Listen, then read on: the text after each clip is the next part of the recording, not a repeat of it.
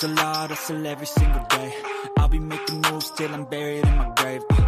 To the system, I don't wanna be a slave. I've been doing shit my way, or the highway. And in the driveway is a nice range. Cause I grind through the climb, I invite pain. You'll never hear me, bitch, nah, I don't complain. Just gotta flip the switch and you can go and obtain anything you want, anything you need. Your mind's got the key ingredient, it's belief. Build a seed with the negativity, but I just slide right by that energy.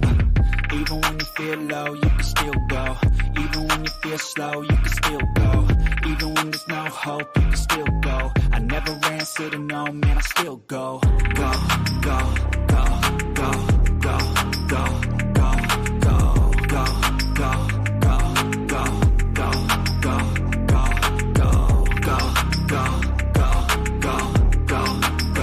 go. Hey, you're on mute. I can't hear you. You're on mute. Good now? I can hear you now. Can you hear me? Yep. Hey, you guys, welcome to a special edition of Spreading Love Unapologetically. Today is Saturday, the 27th of June. I am Tamora Freeman, one of your hosts. Keisha Green in the house. In the house, and Gay Lisa is down there somewhere. She is in the house, though. She's here. So to run it back from this morning and do yet another podcast, our special guest is on his way back. He was in here a little bit earlier. How was your day? How was your day, Keish? Busy. Work, and then work after work. Oh. Now I'm doing school work, so work. But I'm blessed because I was able to get up and go to work. You know, to have a job, to even have a job. So I'm blessed. So I'm talking about any shout outs, any special shout outs? Oh, most definitely. Special shout out to Jesus Christ, who is the head of my life, who has made everything possible. To the Salvation Army shelter and the kids in there, who we would definitely be giving them, if it's God's will and I'm alive, we'll be giving them a beautiful Christmas this year. My church is going to combine with me to give Christmas gifts out to them. So I look so forward to that. So a special shout out to the Salvation Army and everybody who's in there and all the addicts who are recovering. Keep recovering because you can do it. Trust me, you can. That's amazing. Which one is this, in Cleveland? Yes. Mm-hmm. Oh. Right there for Prospect, the big one. Oh, I know exactly where that's at. The tall building, right? Yeah, but take up it used to be the I think it used to be Harbor Lights or something like that. Yeah. Are they not Harbor Lights anymore? I think they still got Harbor Lights in there, but it's huge as far as a shelter. You know what I'm saying? And treatment. And then Harbor Lights, that building does everything. It has everything in it.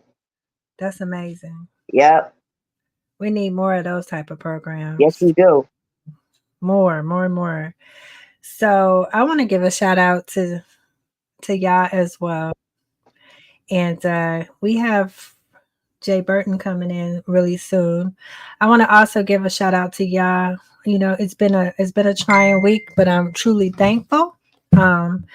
Of course, give a shout out to my kids, grandkids, and to everybody who's boots on the ground out here doing the work right now. That's action. It's about action over words. Right. You know, you see a lot of transformation going on, and I'm truly thankful to see it with my own eyes. So I want to welcome to the stage Mr. Jay Burton. Hey, Jay. Hey, Jay. Hey, how y'all doing? Hey, Jay. What's up, fam? How you doing? Hey, we're doing good. Let me introduce him. All right. Jay Burton. We're bringing Jay Burton to the stage. He is a talented writer. Movies, plays, books, you name it, he does it. 35 years in, going strong, fighting. He's a part of what we're doing. He's a part of me. He's a part of my family. He is creative. The movie that we're writing together, Halfway Home, is going to be phenomenal. Jay Burton is the truth. And within 2 years, he'll be home. And within 2 years, we'll be walking that red carpet together to accept the award for best movie, best play screen, best soundtrack for this movie. He is phenomenal. And with nothing further from me, I want to introduce to y'all my brother, my friend, my family, Jay Burton. Hey, how y'all doing? How y'all doing? First, good looking out for the introduction, Keisha. You know, it's all love and loyalty. And tomorrow, you Yes, know, we've been rocking for a couple of years ourselves. So, you know, this is family. So I know I'm welcome anyway. So how y'all doing? blessed, Right, blessed. right. Yep, blessed. I'm blessed to How be you here. doing? But you know, I've been nursing a little cold, but I'm all right though.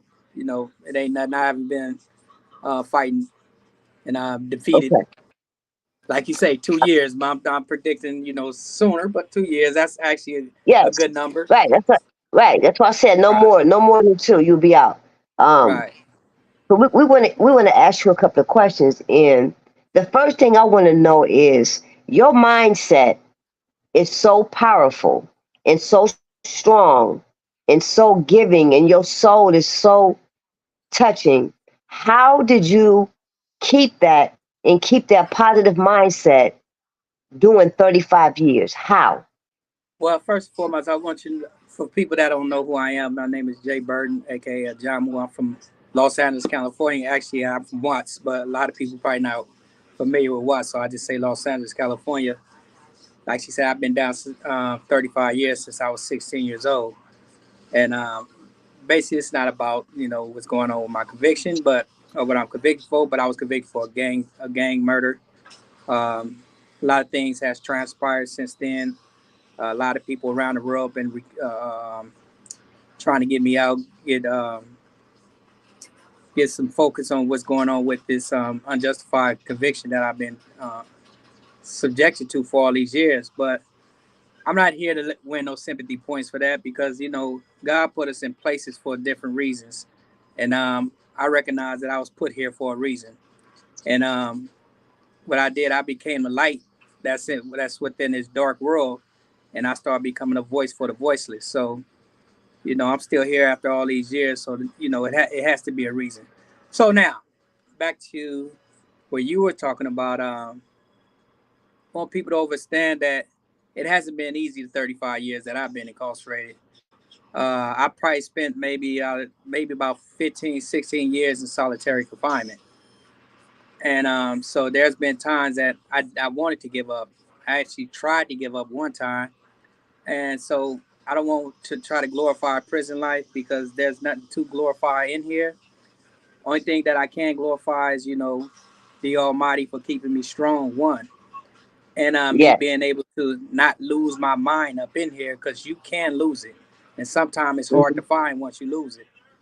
Hmm. I've been using, like you said, I've been using writing as a way to escape, like with my two books. This was one of my memoirs, Life and Time of LA Blood. I wrote this when I was in solitary confinement. I wrote this Raw Deals right here. This is a book on principles. And DEALS is basically an acronym for discipline, empowerment, accountability, leadership, and selflessness. And I use these 5 principles as a way of survival. And it's not just about surviving in prison, because people on the street are in prison as well. So I parallel the street imprisonment to the imprisonment in this physical form. That's what the book on discipline is about. Um, so what I would like to know, I mean, what you would like to know is that how I made it this far. A lot of times it come with, as long as you have a good support system, that can help a lot.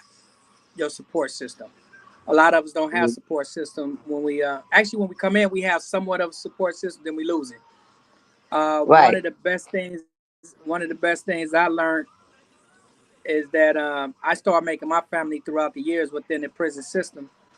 Uh, you know, it's not just about blood; it's about loyalty. So people though that's been loyal to me, they have been my family, and that's how I've been, you know, making it all these years. Because a lot of times, a lot of people, when they start looking up to you, it's kind of hard to let them down. And I got myself in a position that a lot of people start looking up to me, so it's hard for me to let them down, because I'm trying to lead a certain way. But when your leader is like on some faulty stuff, it kind of, you know, get them to like the red light, like, wait a minute, let me stop. Because if my leader's on this, talking this good one, but his life is this in shambles and he can't even figure it out himself, then why is he leading us? So because I had support throughout all these years, that's what made me get through all these years. Wow. Well, you said a lot of important things. And one thing that really stuck out with me is even out here, people are in prison. And that is so true because it is a Right. mindset. That was just powerful. And I understand because I did 14. And out of the 14, I did a play every year. I wrote a book that was published by Triple Crown Vicky Stringer. So I get it because writing is a way of escaping and also releasing. So I definitely can relate to you and I get it totally. And you are a Right. phenomenal writer. In all the years I've been writing, different people have tried to write with me and I've tried to write with them, collab. Never did it work. It just didn't work. I had to always go back and fix stuff for them and all this. With you, you was the first person that I wrote with and it flowed and we were equal. And I'm just honored to be able to write with you. We're going to make magic. We're going to make Right. magic. We actually it's not we going. We already started making the magic, and it just and the magic is actually getting into the right musician hands. So we're gonna create stuff that people haven't seen. It's gonna be you're gonna think you know the storyline, but we got so many twists and turns Yeah. because for Yes. people that don't know, I can't even tell our formula that we use because that Yeah. formula I don't think anybody. Matter of fact, I'm quite certain nobody don't use the formula we use because you got one person that's physically incarcerated, one person that's out there in the free world, and what we do is priceless. So I just can't put it out there yet. Wait till we get Yes. our Nah, words, nah. then we can say, Nah. okay, this is how Right. we did it. Right. Right. Right. They're going to see it. They're going to see it. Tamara, Right. where Tamara go? Okay. You up. I'm here. Okay. Oh, I was What enjoying happened? Well, in the listening to the meantime, let's interview. we also could talk about what is the projects that you got going on that I'm involved in and expound on that you think that people that we can give a little snippet. Okay. All right. The main one that I love, well, I love all of them, so I can't even say that. But Halfway Home is going to be a phenomenal series. The way that we've captured the very essence of how a person feels stepping out the gate after doing 10, 15, 20, 30, 40 years, and the way we've captured it and actually show what it actually feels like. It is not this fairy tale that people think, oh, I come Right. home and everything's great. No, that's not true at all. Right. You come home and that's when your problems really begin. So I love how we were able to capture each person and show each person trial, walk, everything. I mean, what we creating with Halfway Home is phenomenal. Let's not Right. even talk about Clutch. You know, Yeah. we're not Right. gonna put too much out there about Clutch because we're gonna be the first ones that put something out like Clutch. So I'm excited Right. about Clutch ambitions. Man, Right. that storyline is just crazy. You know, we just got some stuff for him, but working with some of the names that we're going to work with is what's phenomenal to me. You know, Right.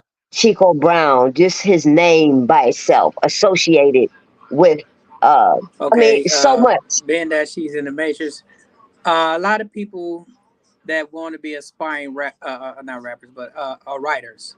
One of my Hmm. one of my advice is to tell you to read all kind of different genres of books on reading because that's basically what opened me up to a whole bunch of different worlds, things I never thought I'd read because Hmm. I'm gonna use the word.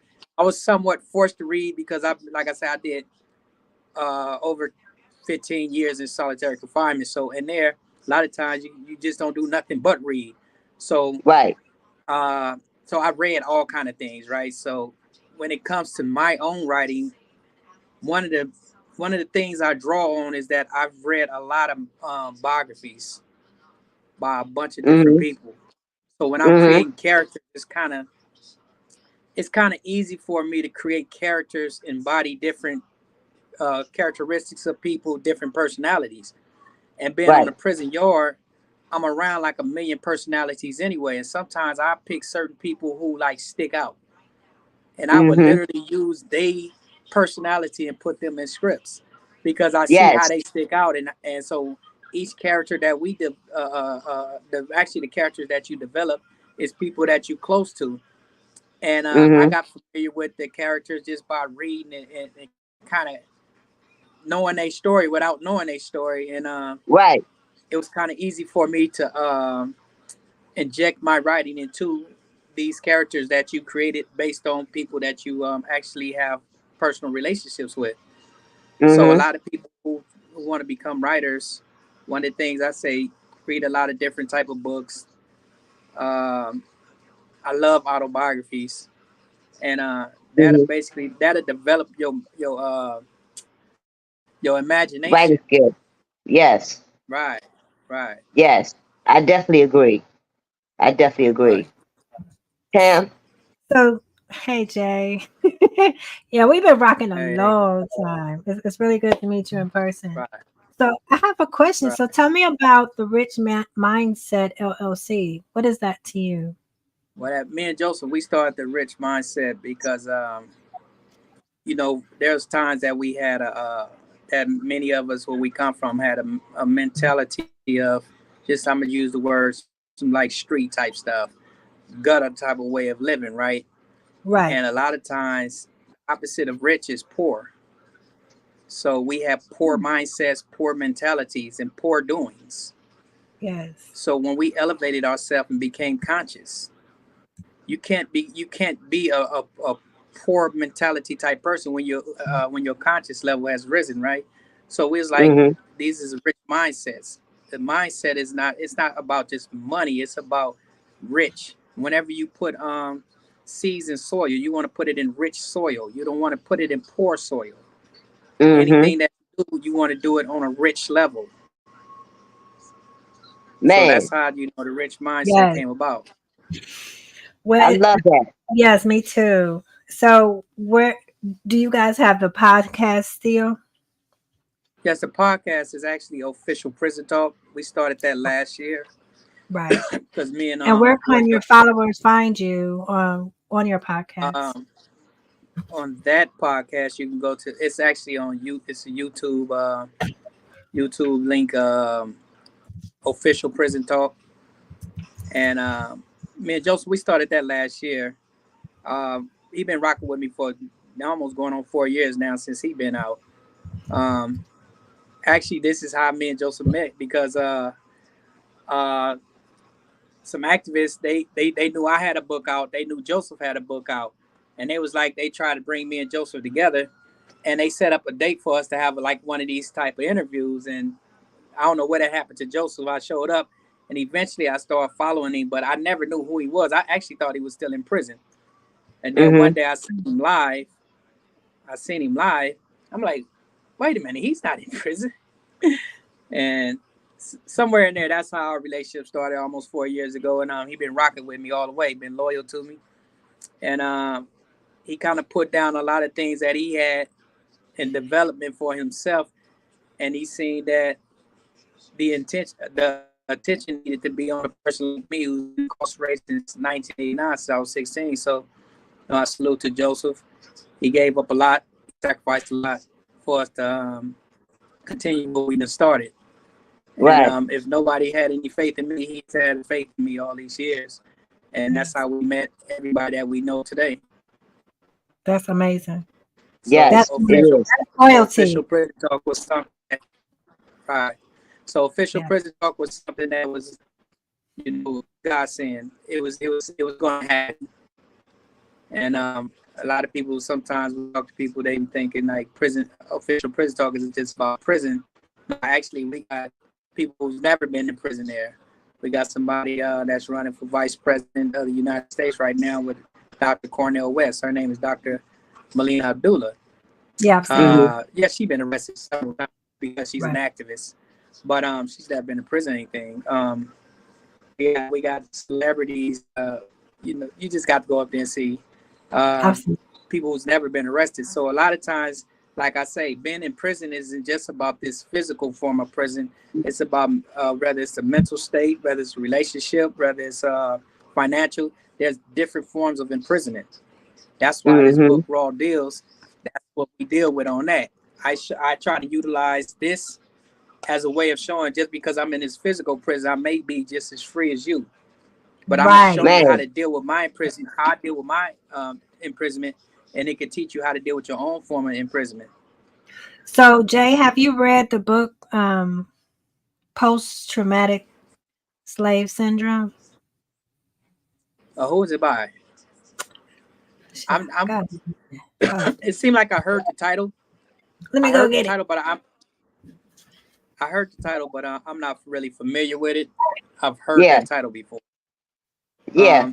I've read a lot of books throughout the years. Many of them I forgot the titles of them until I opened up and read it. But I remember this story. If I didn't read that story, I'm sure I'm read stories close to it.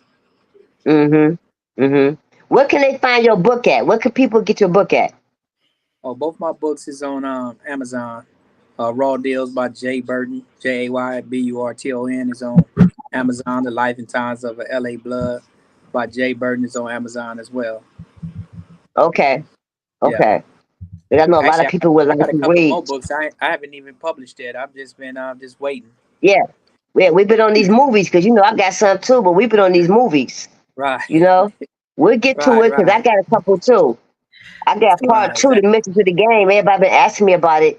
I got part 2 to that and Unleash Vengeance. So we're gonna get to that after we get these couple of screenplays written and get them out the way. Right. Once I even got a trilogy on a urban novel called Schoolboy Revenge, Schoolboy Redemption, and I didn't hear the last one. Jay, you froze.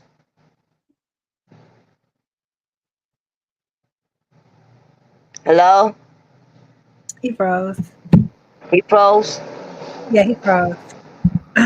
His internet should. That was just me. He froze. Okay. What book, who's the author of the book? Okay, it's Joy Leary. Joy Leary. I'm gonna put it. Yeah, I'm gonna put it in our.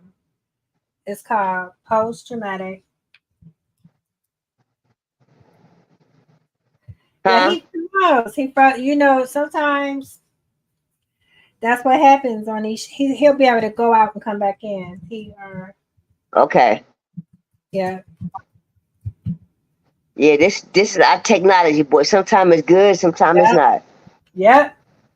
This technology for us, though. Okay. No. He has been doing so much. I remember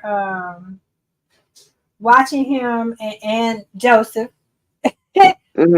Joseph, he used to do a whole bunch of lives, and I'd be like, who is this? Who is this? Degree. GRUYLEARY. Okay, I'm gonna post this. What, the book?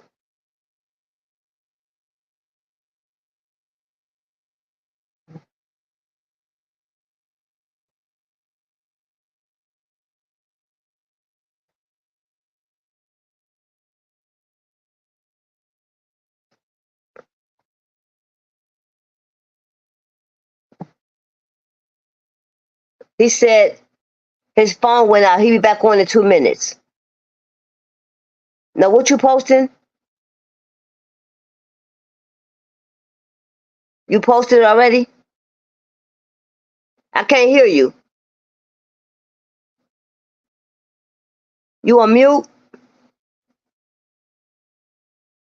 You're not on mute? Something going on because I can't hear you. Can you hear me now? I do. Yep. Okay, now what'd you just post?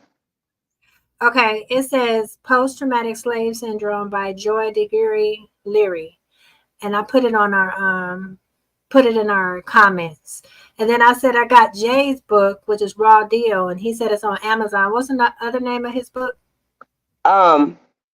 Life of a Crip in L.A., I think, but this to be wait till he come back just to be sure. But I want to say Life as a Crip in Life as a Crip in L.A., but I want to be sure when he come back and ask him because it's something like that. It seems like whenever you putting out positive, inspiring information, here come the internet acting up. Oh yeah, most definitely, most definitely. That's just how it be. You right. You know. Yeah. We're gonna keep going. We're gonna keep pushing. Yeah, because the devil is a liar. He's always been a liar. That's right. He's a liar. Always been a liar. He was lying to Eve when she bit that fruit. Yeah, she probably had the munchies from smoking some weed or something because she sure bit that fruit. I think Eve was a little high, girl. Eve had them herbs in that garden, baby. I'm telling you, she had the munchies. She had the munchies. That Eve was us. Sure, she had the munchies. She had the munchies. And Adam, he just retarded. Adam just stood there. I think he was so high he didn't know what to say. He just bit the fruit too. That's in the play, Tommy. What I just said, that's in the play. I'm supposed to say no, Eve. No. Yeah. Yep. What I just said, that's in the streets is calling, girl. It's gonna be funny to death because Thomasina doing it. Thomasina is doing it, baby. It is so funny. There goes Jay right there. He's coming back in. Okay. Whew, this internet is crazy. Yep. Welcome back, Jay. No, that was on me because my phone got real hot. Okay. So I have to put a fan by it. So Jay, what's the other name of your book? We have Raw Deal on Amazon. What's the other one? The Life and Times of L.A. Blood. The Life and Time. The Life and Time of L.A. Blood. Okay. By Jay Burton. This is a memoir that I wrote, but it's a 2-part book. My second book, this is about me coming up in Watts, California, the struggles that came about growing up as a blood in Watts, California, because when I grew up, there wasn't that many bloods when I grew up. And it was maybe about 10 Crips to every 2 bloods, to about every 3 bloods. So, I talk about that, the struggles of that, but so I want people to understand that I don't brag about the gang lifestyle or highlight it in a sense of making it seem like it's a cool thing. I mean, there's some good things about it, and there's a lot of bad things about it, about the lifestyle. But it's my reality though, because it's something I basically was born into. So what I do, I utilize my voice now as a more influential. Not what you would call an active like gangbanger. I'm not a gangbanger, but I am a member of the Bloods, and I utilize my position in life to better those that look up to people like me. I don't sell them fairy tale dreams that I was once sold when I was young, believing the unbelievable. That this gang life was what it was, but it was not like that, because when I came to prison, the Bloods on the maximum security yards in prison in California, the Bloods and Crips wasn't even on no gang stuff. And it's crazy about that contradiction, because in this small world on these prison yards, you would think Bloods and Crips was clashing every single day.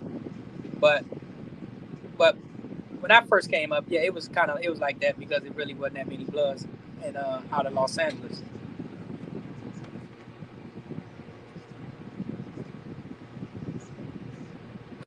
Wait a minute, hold on. Hey Jay, listen, I know exactly what you're talking about. So I lived in Los Angeles, California, growing up. Right. And so I knew about the Bloods, the Crips, and all that, but we had Mexican and Hispanic gangs as well. That's how I got back to Cleveland, Ohio, because my dumb butt decided. I came home from an event with some black shoes on, a white T-shirt, and some black pants. My daddy looked me up and down. He was like, "Pack your shit, we're going home." I had joined the gang, and my dad was like, "No, No. So you joined a Mexican gang? Gang, right. And my dad was like, no, what's wrong with you? We Right. packed up that day and left California and drove back to Ohio. So That day. what part of I know that's part right. of LA was that? We stayed in Los Angeles, we stayed downtown, we stayed it was by a park. I can't remember, by a park, a big old park. It had the paddles, the water paddles, or off of Yeah, Ventura. it's by the lake. It's by that little lake over there. Yeah, you remember That's that's little Mexico down there. Yes, it is. And our schools were bilingual. Right. It was crazy. Yeah, Like, yeah, that's little Mexico down that way. they're So from Mexico, everything was Mexico. So right. you had to Mexico. learn when they were teaching us in school. I spoke English. I come from Cleveland, Ohio, and they were like, "No, you have to learn Espanol." I'm like, "What?" Right. Like, this is totally. And then my father would take me down to. We would drive over to San Francisco and go on the boardwalks where all of the Asians were. Right. All you smell was raw fish. But Yeah. I remember that. I remember like it was yesterday. And people often say, how do people join gangs? Well, I was by myself. I had no brothers and sisters out there. I had no one. It was just me and my dad. Right. And I was bored because my father was an entertainer. Right. And he was always in clubs. He was always traveling all over the place and doing his gigs and stuff. And so, unfortunately, I was left to fend for myself, and that's what I did. But Right. Yeah. and that's why I always say, God had grace and mercy on me even back then, to pull me out of this situation. You just never know. And so Right. why you've been an inspiration. Y'all have been an inspiration to me. I told y'all, I think a podcast or two about my little run-in as a juvenile, serving my little time. So, and being given a second chance. And that's what this is all about, being given a second chance and, being given the opportunity to really reach some people, because our young people, they're not hearing us, or we're not hearing them, or we're not able to connect, but we've got to find a way to make those connections with them, or we're going to lose them. Right. A whole population. But you said we're not hearing them and they're not hearing us. A lot of times they're not listening at all. So how is it that when I grew up, we was raised to respect our elders?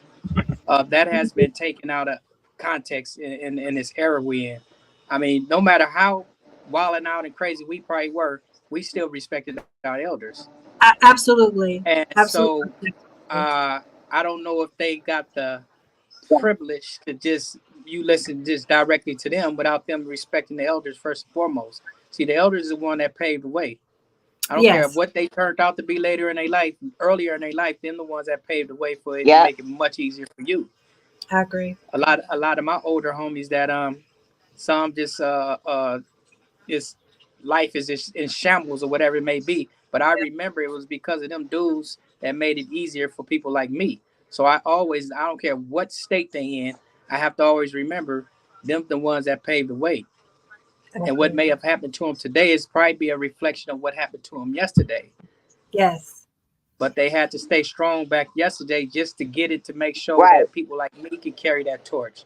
And it seemed like when I started carrying the torch, when I first hit the prison yard, I was fresh 18 years old. I was in a prison called Old Folsom State Prison. And I had just turned 18. I was literally the youngest prisoner on the yard. And I remember them older brothers, they used to come to me and they used to it was actually mandatory. You couldn't do with the things you could do in prison today. It was mandatory that you educate yourself. And they was gonna sit there and make sure that you are educated. They wasn't with that they was with the you gonna do this. That's amazing. They was sitting on, and they was real serious about it too. That's really amazing, because it's not like they was pressing real lines back then, right? Right. And so I was groomed by some of those that paved the way for people like me. So once I start getting of age, I start trying to pass the torch that was passed to me. Yes. But these torches that we passing today don't have no flame on them anymore. meaning that we have the torch being passed, but with no flame on it. Flame is the light. So these people that's getting these torches, they keeping them in the dark because there's no light on these torches anymore. So we pass the torch, but there's no light on it. The youth don't, like I say, the youth do not care about what the elders is talking about. They don't care that the elders is paved the way for them. They don't care about nothing. That's why they screwed up. So when elders do try to talk to them, they be like, "Well, yeah, you're right. Fuck the OGs, fuck the big homies." Wait, you know it's because of them that you can even sit right here today. Right. But I'm one of the ones that you're right. You're right. I know how to communicate with the younger ones, but it's gonna take more than me. And if it's just only one of me and 100 of them, it's kind of difficult. So I do use my platform to not change people, but change the mindset of them, to make them see things a little bit different. And I do consider myself a success story for all the people that I've helped throughout the years. And you see that what was that, Inglewood Kingdom? That's one of my young brothers right there. He was 15 when he got incarcerated. They gave him like 30-something years. He had like 9, but his crime carried 9 years. So he did about 15 years. Then some new laws came in about a year and a half ago. And they said anybody who was 15 that was tried as adult, basically they was reviewing their cases. He one of the ones that went home. I remember back in I think it was during pandemic 2021. It was doing all the Black Lives Matter thing that was going on, and all the shootings that was going on with our people and the pigs. And I had asked him. He was one of my little young homies, and I said, "Look, I'm gonna reach out to Black Lives Matter and see if they'll let us start a prison chapter." So eventually, it took a while, but they eventually answered my call, and they let me start Black Lives Matter prison chapter on the prison yard. I had got at him, and I said, because he had a Rastafarian services, so I said, "Look, you got 2 days. Let me use one of them for the Black Lives Matter prison chapter." So he came on board with me. Some of my older homies that was like real reputables in prison, I showed them, like I said, "Look, we can bring the Bloods, the Crips, the Muslims, the Christians, everybody together under this movement right here, because right now they have the microphone. They have a megaphone right now." One of my older homies that I used to look up to, he told me this will never work. So you know what I did? I proved his ass wrong. Yes. I had the Bloods, the Crips, the Muslims, the Christians, everybody in our chapel services. I had everybody in there. Me and my little young homie that's on there, the Inglewood, I think it's Inglewood Champion. I had me and him running the whole prison yard. That was 2021. He got out in 2022, I believe. Wow. So he did 15 years. His max was 9 years. He did 15 years because they had these crooked, corrupt laws over here that we can give you a bunch of time on just enhancement. So long story short, he went home. He connected with the Black Lives Matter on the streets. Now he's bodyguarding for them. Yes. That's amazing. And not just him, it's one of my ex-cellies as well. Wow. So when I say I know I've had influence on a lot of people, but I use my influence for good purposes.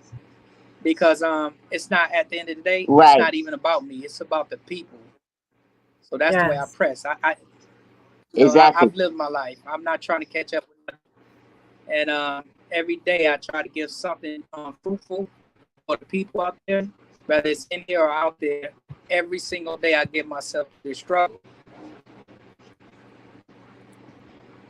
And you right.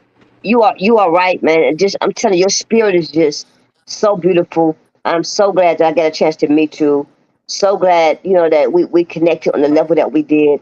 And when you get out, it's just going to be, man, just phenomenal. It's phenomenal. And it's ready to happen. It's great to happen. I don't say that narcissistically. I say that in faith, because my faith is unmovable.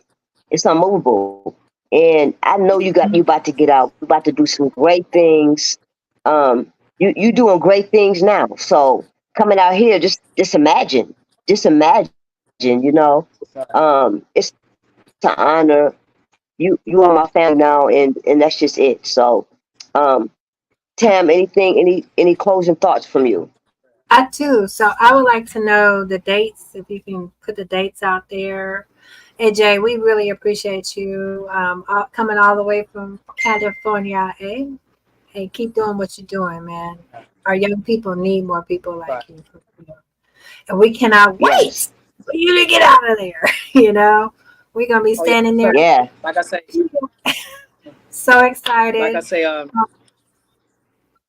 well, what I want to say is that in my own closing is that this is not me. This is God work that I'm doing. Yes. Man. He put me in darkness so I can find a light, and so I can share that light with other people that's in the dark. Yes.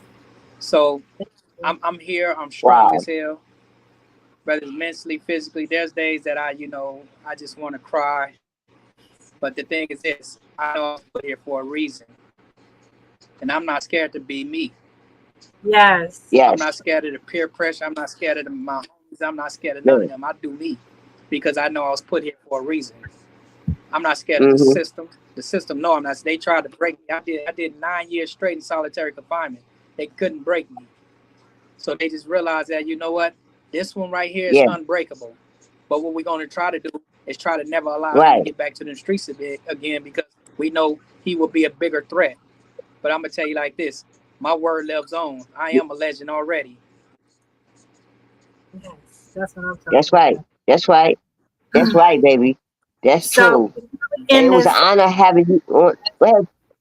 Do not hang up, Jay. Don't hang up after we end the broadcast, okay?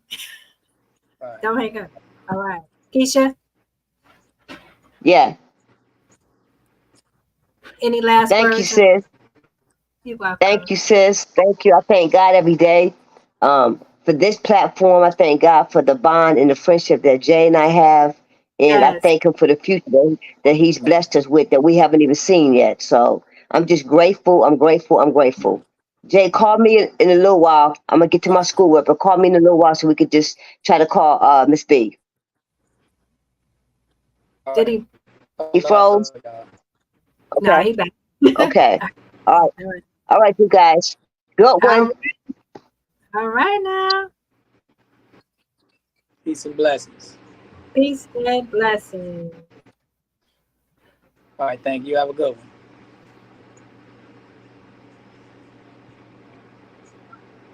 Yeah.